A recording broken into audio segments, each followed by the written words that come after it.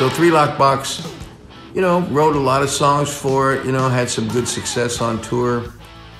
I remember playing some of those songs like Remember the Heroes. What a great song, wrote with Jonathan Cain from Journey. And that was back when the Vietnam vets were getting a raw deal and it was starting to become public. We were, you know, starting to have problems with coming back from war and being drug addicts and not getting help from the government and being shell shocked, you know, and just, so we wrote the song about it. Remember the Heroes. Very, very great pro-American stance.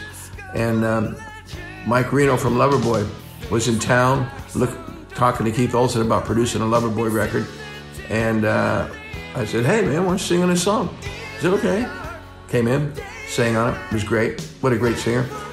I can tell you one thing about this that I hate to admit, but I had a bad cold when I sang that song. I was just coming off it, and he was in town for a day, wanted to sing with me, did not want to just do it by himself. So I sucked it up and did a pretty mediocre vocal performance on that song, if you want my opinion. He sang better than me. I Remember the Heroes. Your Love's Driving Me Crazy. Oh, that one. Johnny Barbas, the A&R guy from Geffen Records, he said, man, write me a song like Eddie Money's song. Eddie Money had that song at that time.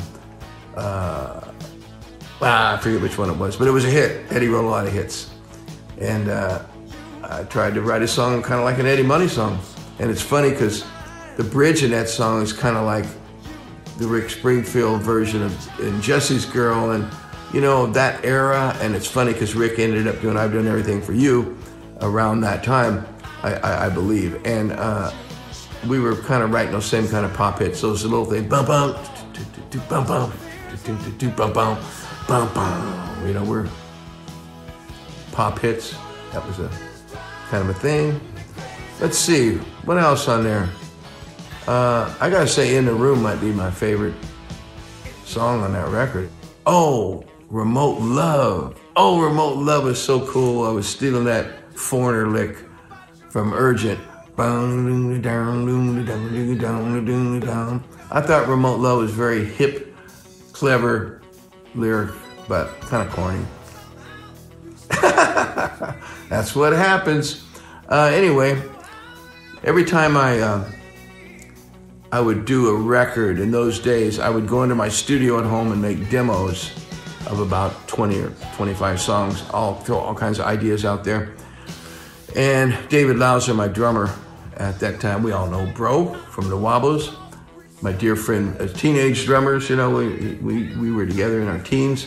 Anyway, Bro would come over. I just say, Bro, come over every day. He was on payroll. And I would just, you know, put my ideas down with a real drummer because I didn't like click tracks and I didn't like drum machines. You know, that was disco or that was pop music, you know. Boom, boom. I didn't like that. So I wanted a real drummer. So I paid Dave to come over and do that stuff.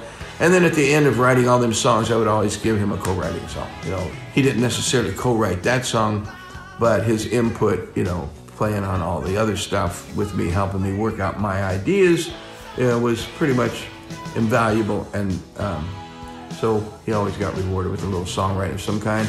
That's like Montrose with Rock Candy. You know, we all felt we needed a band song.